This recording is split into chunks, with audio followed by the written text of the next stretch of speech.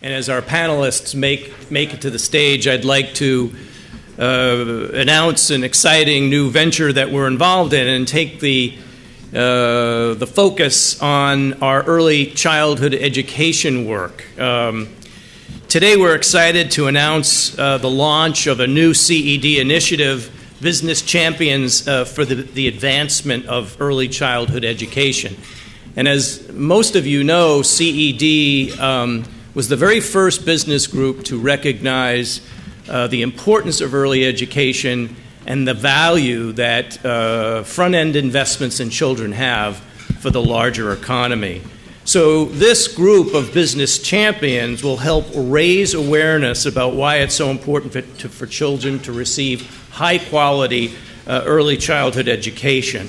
They will host events, brief policymakers, and participate in webcasts and podcasts and the like. And in many ways, our trustees have been doing this for decades, haven't they? I mean, we have so many business champions already in the room who have been doing this in the 80s and 90s and so on. But we decided to formalize this group because we felt it was critically important to accentuate that business voice on behalf of children, especially those who are so vulnerable. So we look forward to advancing these policies in the coming weeks. I'd also like to recognize Kina Harrison. I don't know if she's here, but from the Kellogg Foundation. Kina is a program director for our effort and has been a big supporter of our efforts. And if Kina, you're here, I can't see anything out there, but please take a bow. Also want to recognize Cindy Cisneros, our Vice President for Education Programs, who does such great work with us in engaging our members and partners from around the country on these very important early childhood issues. So the focus on this Business Champions Network is going to be critical in the coming months. Now to our panel discussion on improving public education, K through 12 in America.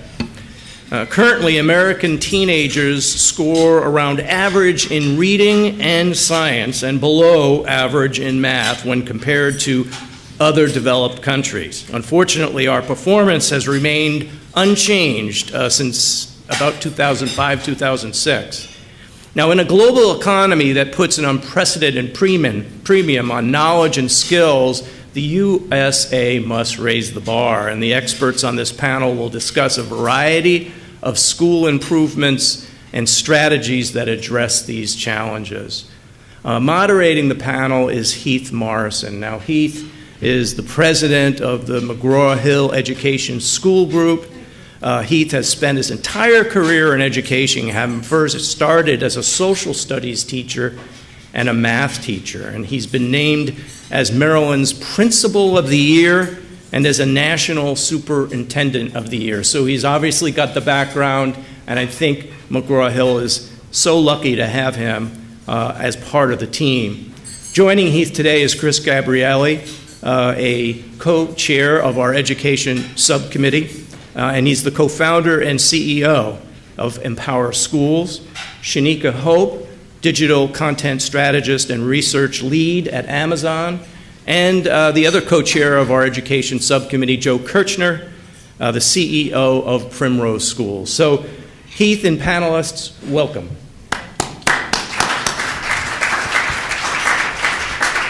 Well, good afternoon. It's a pleasure to be here.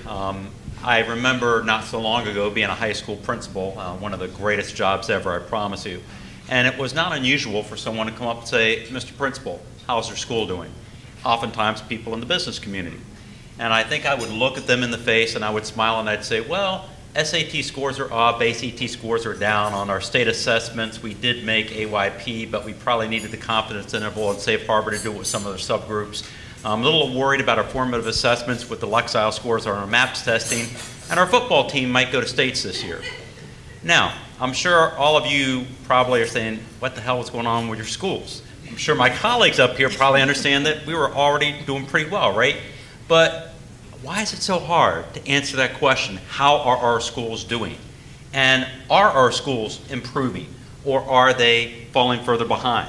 And even if we make an assertion that our schools are progressing where we want them to be in terms of overall achievement, a broader question could be asked, are they preparing students for the workplace of today, and even more importantly, the workplace of tomorrow? So important questions, an incredibly important and relevant topic, an amazing panel to answer these questions.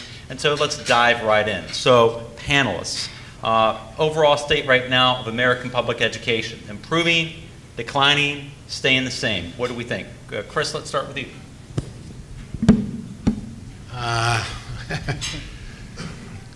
There should be a simple answer, right? You give me only improving, declining.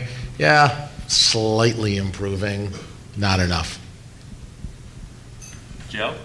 It depends on what you benchmark improvement, and there's a lot of conflict or multiple opinions about that.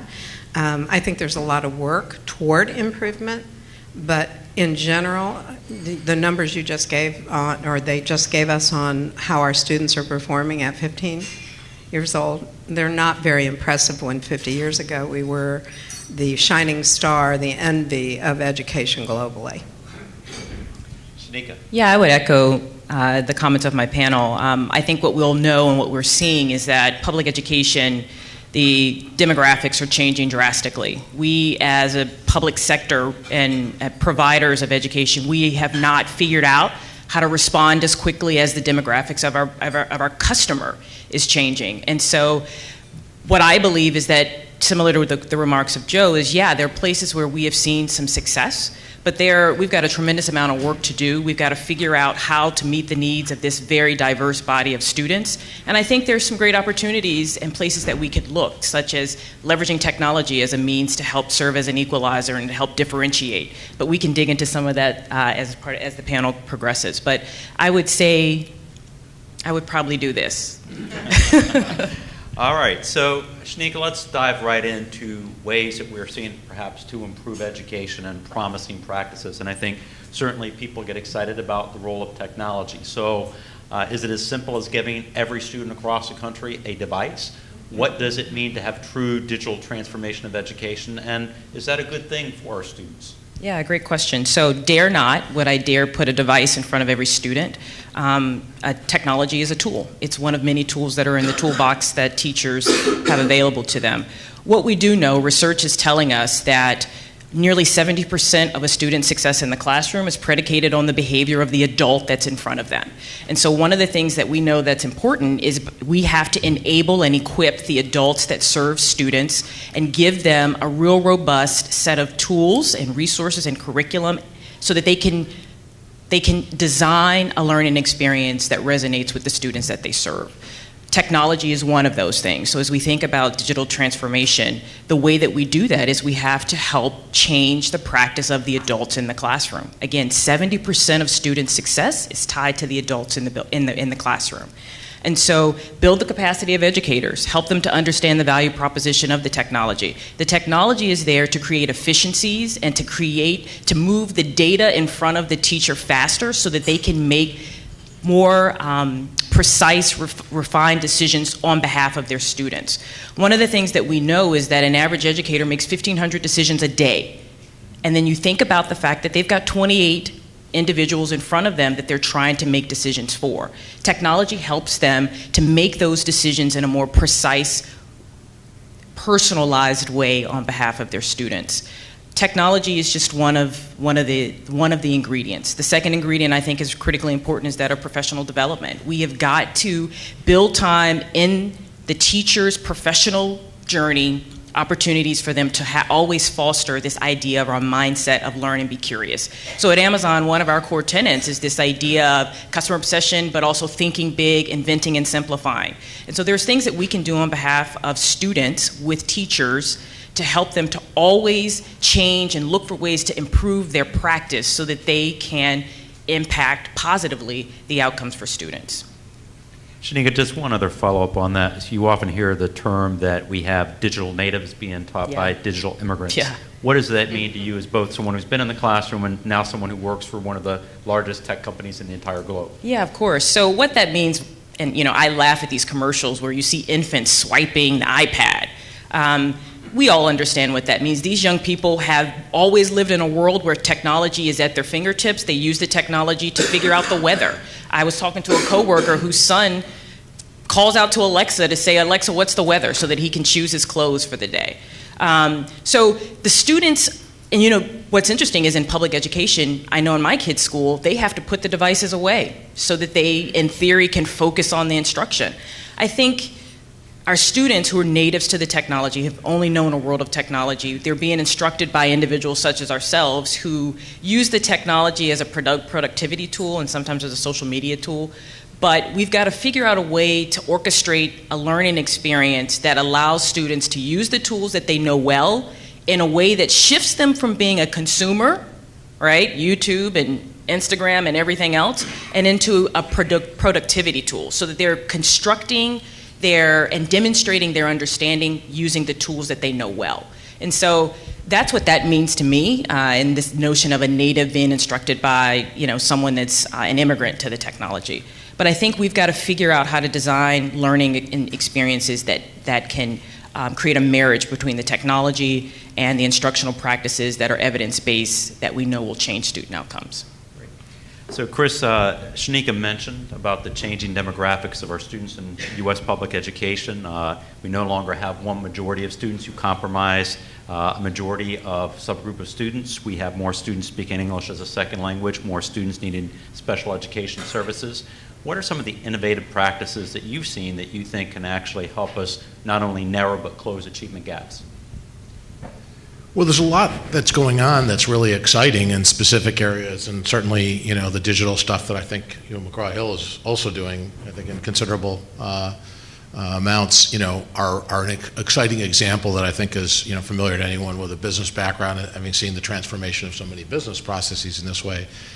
But if you don't mind, Heath, I'm just going to jump on what I think is kind of an overarching problem, which is a systems problem. I mean, these are not, education systems are not adaptive, performance-oriented organizations, disastrously so. So many of the opportunities, such as ones you've outlined, I mean, you would say, well, great, so these are great new opportunities, so people are jumping on them, right? And the answer is not really. Who makes decisions in education anyway? Some of you were at a breakfast book presentation where the former president of a major university talked about trying to go to a year-round schedule and having his faculty say, we won't even consider it. Like it wouldn't be convenient for us. We, by the way, have the same school schedule we've had for a lot of years, as you all know, short days, short years, for no particular reason than it was last year's schedule. We have a profound kind of performance problem in the culture, in my view, of American education. And, you know, it's funny, those of us with a business background know that in the 1970s, American industry was really challenged by foreign competition. And there was a moment, there were many books written, we were going to be eclipsed. In those days it was the Japanese who were going to eclipse us. Right now it's the Chinese who are going to eclipse us. But those books were written about how hopelessly bureaucratic and stuck American business was. And I think most of you in this room might say it's an oversimplification, but might agree with me. Two things happened that really changed things within organizations. First of all, organizations had to react. They could be put out of business, and some were. The ones that reacted well did two things. They eliminated most of middle management, which got in the way. They empowered frontline workers, and they restructured deals with unions when they had unions, and they were really constricting. Well, we have foreign competition in education. It just isn't something purchased by the person up the street. It's purchased by every large corporation in the world. It's purchasing a ton of talent in other countries. So we do have real competition now. And what's our reaction? We have massive bureaucracies in education. Every district in America is middle management. Every district office is full of people who neither teach students nor run the whole system. But they're very self-advancing, very self-preserving, very power-hungry. I'm being really edgy here intentionally. And they are extremely resistant to almost any interesting change. And until that changes, then we have, in many states, including some of the states I work in, we have very restrictive union agreements with very strong unions. Until we change some of those things so that we have educators making the decisions and taking accountability for the outcomes, to adapt to changing populations, to adapt to new technologies, to learn on the fly, to change like Amazon does every 20 minutes or hour, you know, run A/B tests and say which one's working, let's make the change right now. Until that change happens, I don't think you can expect any significant large-scale change. And you'll see people talk about it, an exemplar school over here on the side, or charter school over there. Yes, all very interesting, but the large system is not changing almost at all. Now, adults find their way around it, so most people move to a community where they think the schools are quote-unquote good. That's fine for those of us with the means to do it, but that doesn't change the system. That just changes what part you choose to access, right? So it's a crisis, in my opinion, of governance and management, first and foremost. Better management would, of course, adopt every tool here. You don't have to say to your companies, hey, maybe we should use software in the cloud, right? It gets into the question of how to use it. You would find that relatively rarely in American education today. So, Joe, one of the things that I think most people will lift up in terms of promising practices is an intense focus on early childhood education. Exciting announcement to start our panel with this group's commitment in that area. Why are people so bullish about early childhood education, quality early childhood education, as one of those ways that we really can see promising practices and improved educational results? Well, at the end of the day, it's about the talent pipeline, right? Early childhood education, what we know today from the research is that babies are born learning. They don't just start learning when they go to kindergarten. 90% of brain development occurs in the first 5 years of life. The brain architecture is forming, and the experiences that children have during that period of time, we know today, have a significant impact whether they have a strong foundation or a weak foundation for learning in life. We know that children who have high quality early learning experiences and programs are more likely to graduate from high school, to have jobs, and to have higher earning wages, as well as stronger health and well-being. And we also know those that don't end up more often dropping out of high school, ending up with significant dependence on social and health services, and just have a significant risk for being arrested and incarceration. The numbers we heard a little earlier on the incarceration in the world, in the U.S., is unacceptable. American economist James Heckman says for every dollar that we invest in early childhood education, there is a savings of $13. It is one of the most significant investments we can make, not just short-term, mid-term, but also long-term. Our workforce pipeline is directly related to investing in early childhood education for children. And as complex as the world is, and as rapidly as it's changing, they say today that 65% of third graders will work in jobs that don't even exist yet. So we have to think about how are we going to change our education systems and approaches and integrate innovation and new ideas that are going to prepare our children for the world that they're going to work in the future. So, Joe, the statistics around early childhood education are staggering, and you can't find people who will argue against it. Why then are there so many obstacles to making sure that every student has quality early childhood experiences prior to entering kindergarten? Because it's the cost. High quality early education, just on average in this country, is $10,000 to $12,000 a year. And it really doesn't start at pre-K.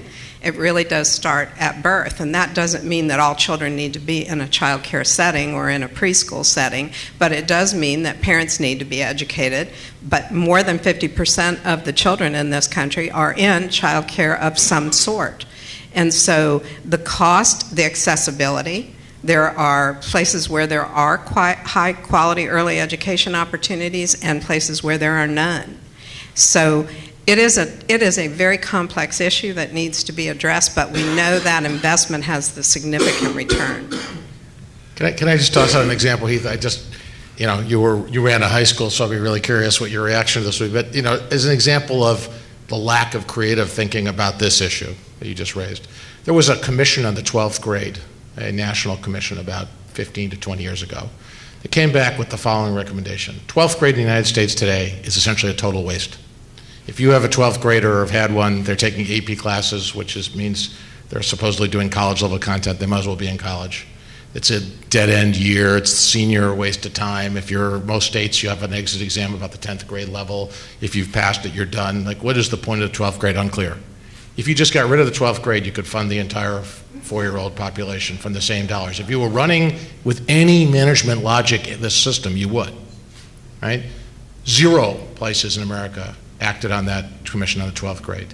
Not a few people tried it, let's start saying 0, right? So again, any kind of organization you've ever been involved with, if you believed that data, you would immediately act and you would say, well, what's a higher priority for me, 4-year-olds or 18-year-olds? And I think you'd come to the conclusion you could do it differently, right? That would be unthinkable. So within the education circles, everyone on this panel knows, and any of you involved, the idea that you'd say, well, we could take the same resources but spend them differently, no way. So the 4-year-old issue becomes, and I know you're not only interested in 4-year-olds, but let me just use that one. Well, how much more money would that cost? Not, how many people in this room have had to make a decision, not on whether you wanted to spend more money, but if you had to spend your current budget differently, like everybody else, other than someone in the public education structure or healthcare structure has had to make that choice, right? So until we change those choices, I think we're going to have this dilemma of a lot of people articulately making the case for early ed, and developing a long set of argumentations, but understandable to a degree resistance to say, well, how much more taxes do we want to pay, as if those were the only 2 choices. I have another great example of deploying the dollars more effectively, and it's the intersect between education and healthcare. What we're seeing in early education and that intersect is children who are in an early education environment or a high-quality early learning environment, their health and well-being is significantly stronger than children who don't have that. I just recently heard a great story where taking the situation holistically and really thinking about deploying the resources we have, not more resources. A woman who was living in a very low-income community in Cincinnati, her child couldn't breathe, and she kept taking her child to the emergency room. And they would give her prescriptions for asthma, and she'd take her home, and a few weeks later she was sick again, and she'd have to take her to the emergency room. And this child got lucky because one day when her mother took her, there was a doctor there who was working on a cross-sector study, and instead of just prescribing something for the child for asthma, started asking the mother questions. And come to find out, the mother lived in a home where there was asbestos in the apartment. And instead of writing a prescription, he helped the woman talk to an attorney for $100 to send a letter to the landlord, which removed the asbestos, and the child stopped being sick. It reduced the health care costs, and she went back to school. The hospital estimated that they actually saved $100,000 in chronic care that child was going to have if they didn't go to the root cause and fix the problem. That's putting critical thinking skills and using really good business management practice like you're talking about, Chris, in not necessarily spending more money, but deploying the money more effectively. Chris, go ahead. I would love to comment on the point that Chris made about, the logic of this public education model. If you look at the data, it tells you about, in public education, nearly 50% of students that are in public education are in a large urban sector district, right? So when you look at the leadership turnover for an urban district, on average 18 months. If you look at the turnover in the classroom in an urban district, the average teacher's tenure is less than 3 years. So no one's watching the shop. And so the problem is there's no one there that has a long view, that's paying attention to the investment that's happening for young people that move through a process that takes 13 years. And so what happens is when you only have leadership and adult and instructional leadership in place for an average of 2 years, we pay attention to the short fix, which is high school, graduation, GPA, college acceptance, college matriculation. And so as an industry partner, where we like to put pressure on the system, coupled with a commitment back to the system, is to push this notion of a long view. At Amazon, everything is a long view. We're looking around the corner to pay attention to what customers are doing today, to also try to predict what they're going to do in 10 years. And so, as an industry partner, we come alongside public educators, but also private educators, post-secondary institutions, to challenge them to start paying attention to the long view. What is the expectation around the talent pipeline? What are the competencies that young people have to demonstrate once they step into your job market? And so one of the investments that Amazon has made as part of our commitment back to public education is this idea of identifying and surfacing and serving as a signal to public education to say, look, these are the 5 competencies that students have to demonstrate 10 years from now. So we're going to take an active role in helping you to reimagine curriculum, reimagine those learning experiences for students, providing you sandbox and technologies that are going to help you enable the kind of learning and build the kind of competencies that students have to demonstrate 10 years from now. That's what needs to happen. Public education is so short-sighted because of the turnover and the churn that happens at the top and also in the classroom. But that I have no real attachment to that opinion, as you can tell. There's not a lot of passion right here, is there? Shanika. So tying these themes together, and having been one of those administrators, and it's interesting to me, I love data, I always have, and I look at data for students entering college. Only one out of every 4 entering a 4-year institution will drop out before the first semester ends. 45% of those students who enter a community college will drop out before a semester ends. The number one barrier for why those students will more often than not drop out is not being prepared for college rigor, and mostly centered around math. So getting back to Chris's point, we talk about the phenomenon of what's called the lost senior year. The majority of states across the country, what don't they require a senior to take? Math. So things that make you go, So I do believe that policymakers have an amazing opportunity to do tremendous good in public education, or perhaps tremendous harm. Where have you all seen promising legislative or policy initiatives taken either by the state or national level that you think have helped move promising practices forward in schools? And where have you seen perhaps harm? And Shanika, let's start with you. You want the passion again. I will say a place of promising practice is where we're seeing nearly 24 states move in the direction of accepting computer science courses as being math or science equivalents, and baking those in now as part of high school graduation. That's a promising practice. We know, based off of labor market data, that a technical demonstration of a competency is now the new currency for candidates that are stepping into the workforce. So now baking the computer science requirement into the high school graduation expectation is a promising practice. Places where I believe are places where we need to lean in and dig in and investigate more is really around this notion of the systems and around setting up mechanisms of success that allow leaders and classroom educators to successfully persevere through some of the blockers of leading large districts that serve large number of students. I mean, if you look at the data in Chicago, you look at some of the data in Los Angeles Unified School District, there's an example that stands out to me in California, a school district that the district had made some decisions to shut down underperforming schools. It had implications for about a third of their student body. The parents went to the school board, pushed back, and asked, why are these decisions being made? What can we do to put in better support so that these schools can stay open, so that my kids don't have to travel across the county? Interestingly enough, the parents filed a lawsuit against the county, won, and took over ownership of the school district.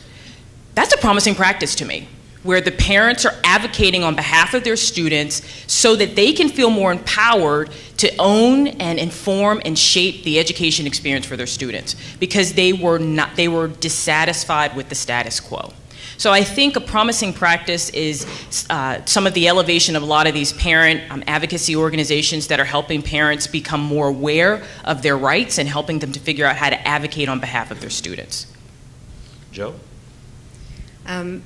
In early childhood, we've seen states put in systems for quality ratings that have not been so prescriptive, more so on the student outcome and letting this different providers meet the needs of each individual child to get to the outcomes. I think we have to just flip the paradigm and really think about what are the best practices and how do we share those best practices. And really one of my greatest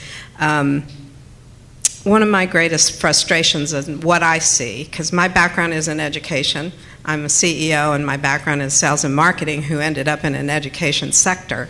But the public-private partnership, the foundations, the nonprofits, the public-private partnership and the best practices, capturing those and replicating what works instead of everybody just in little silos innovating and not paying attention to what's working, those that are making change and driving change, and then replicating that change. We need to have a sense of urgency in America. We don't have years to just keep going in circles. We've got to find the solutions of what works and replicate and scale them.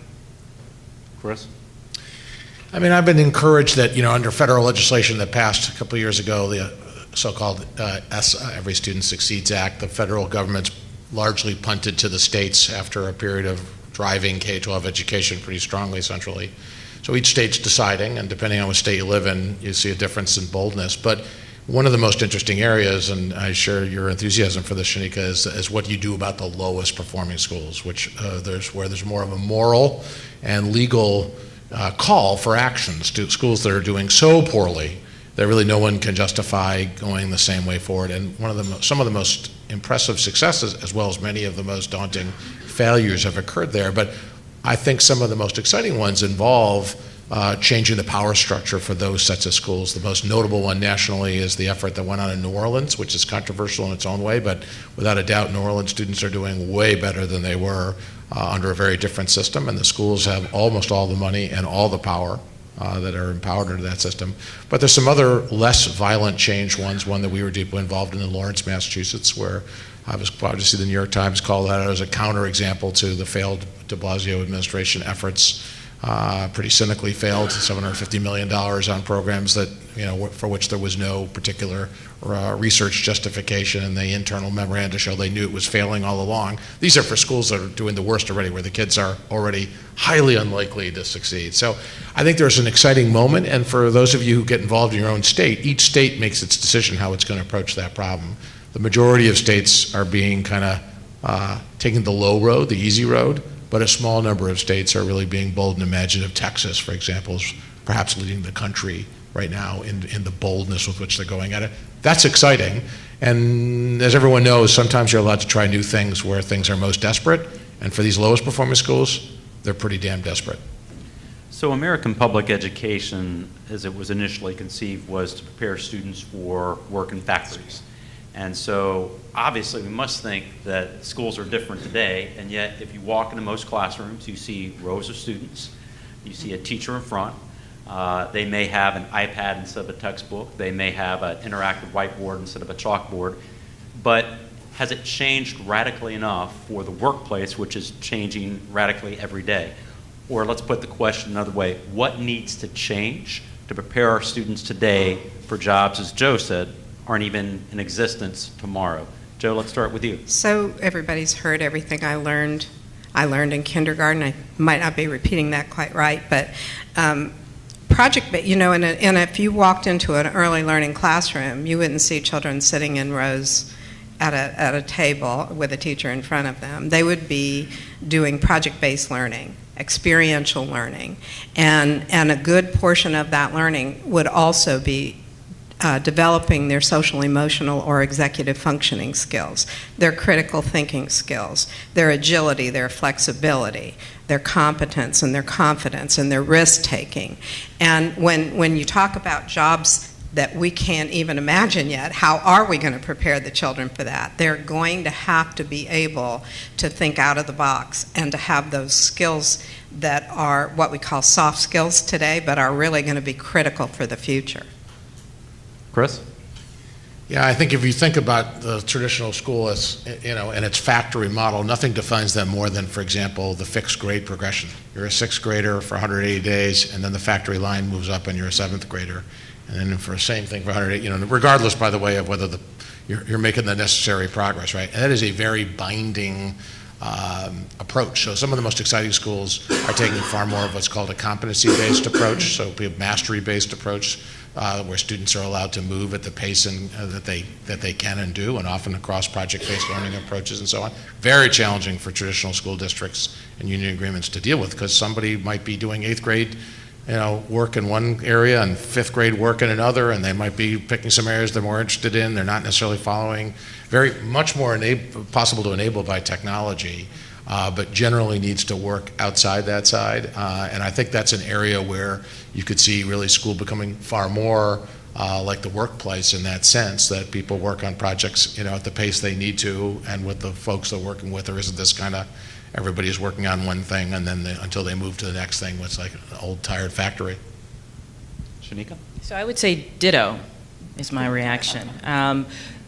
One of the things that we talk a lot about in the work that I do, but also in my previous life, is really around the 4 C's. We want to instigate collaboration, effective communication, spark curiosity and creativity. We want kids to understand, because that's how we function in the workplace. Students have to, as an effective member of a team in the workforce, you need to be able to communicate, work in a team.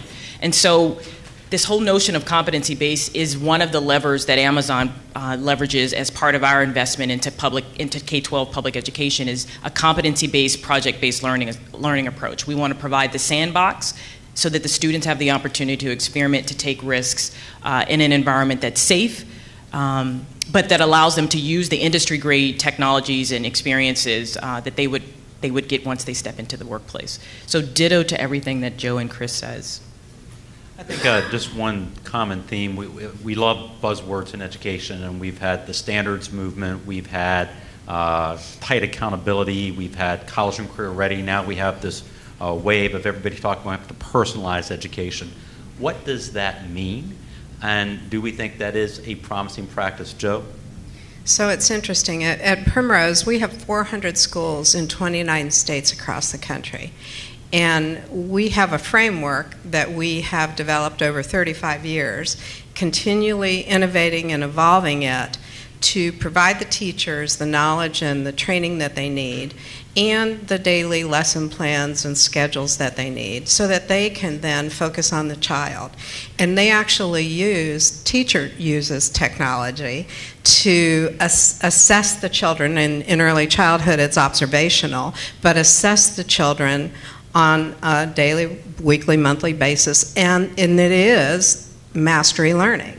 Because not all children learn in the same way, so there's differentiated learning embedded into the learning curriculum that we provide them, and the teacher can use, based on once they begin to watch and track and monitor that child's learning style as well as where they are benchmarking, there's a continuum of learning, just like Chris just talked about. In early childhood, that's really more the norm, but there's no reason why that couldn't be through the whole continuum of education. Chris, what's a teacher's role in a personalized environment for a child? Yeah, I'd love to hear, well, you and Shanika have the classroom experience. My son just did a couple of years of teaching. Teaching master's degree students at Harvard, which I do, doesn't really count apparently as the same as the teaching experiences you've all had. I would agree with that. I think clearly it really changes the teacher's role to do that. So one of the challenges, as you said, Shanika, about the need for professional development to look really different if a teacher's job involves less of going through a lesson plan, going through a set of defined material, teaching to the middle of the class, sending them off and hoping for the best. That's a certain role teachers have had for a long time, and many of them don't love it, but it's easy to remember, what to do each day.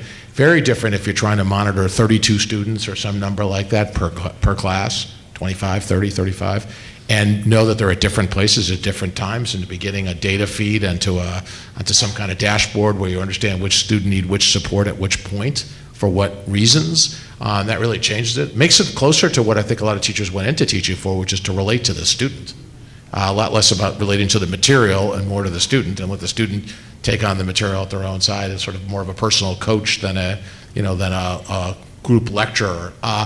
I think most teachers who cross that chasm, I've seen that happen at some schools that I'm involved in where teachers have taken on some new technology approaches that allow that they mostly find it really invigorating, but sometimes really challenging. At one particular school, for example, because the students moved at their own pace, the same item might be taught to different groups of people at totally different parts of the year, and teachers were telling me, this is harder work than it was before. I know it's going better, but it's harder work. So I think teachers, like everybody, we're all conservative about change, and the problem is to adapt to these things requires, not a little change, but really a totally different paradigm.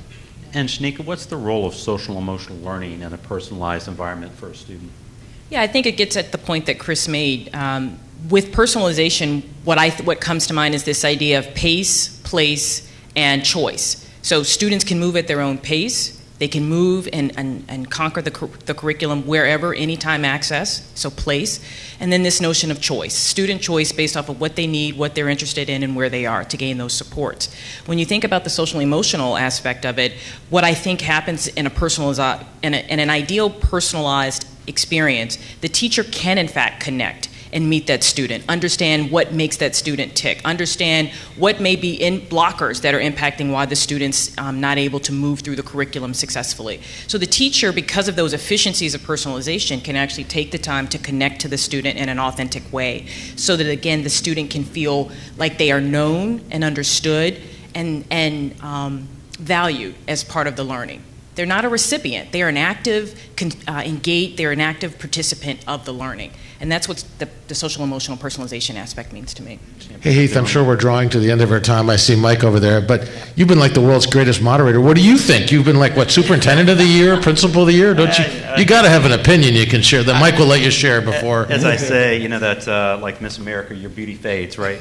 I think every child should be the champion of their own education. And so we have had a very bureaucratic, structured, everybody gets the same.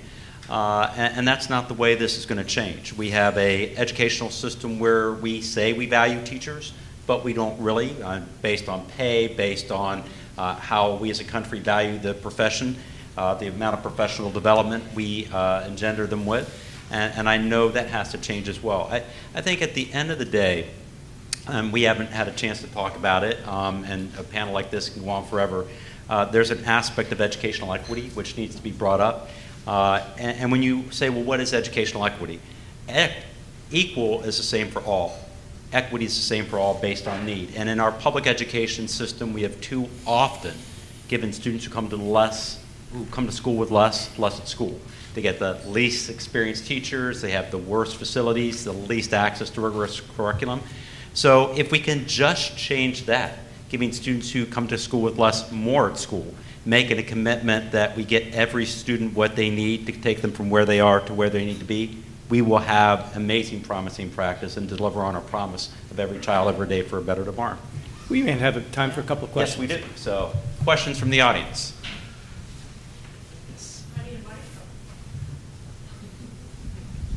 I'm pretty loud. I don't necessarily need a mic. Hi, Joan Michelson, Green Connections Radio.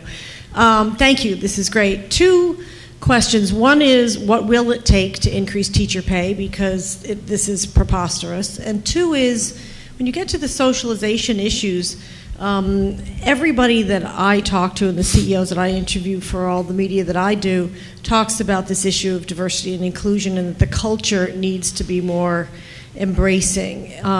So how, and they all say that it starts really young, which is your world, right? So when you're redesigning this perfect school and personalization, for example, how do you teach inclusion? How do you teach, tolerance? You can respect the kid next to you and whatever, but there's also maybe an intervention aspect. I don't know. How do you raise a child to work in an inclusive environment? What does that actually look like? Which one sounds harder, more pay or better inclusion? They both sound hard. Panelists? I think a smart aleck comment, not a helpful one. I don't know the answer to the pay. I know that some states are beginning to think about what can they do to help subsidized pay in early education, where really the compensation is deplorable. In most, and particularly in those most at-risk communities, you're absolutely right, Heath. That is where the least dollars have been deployed less effectively.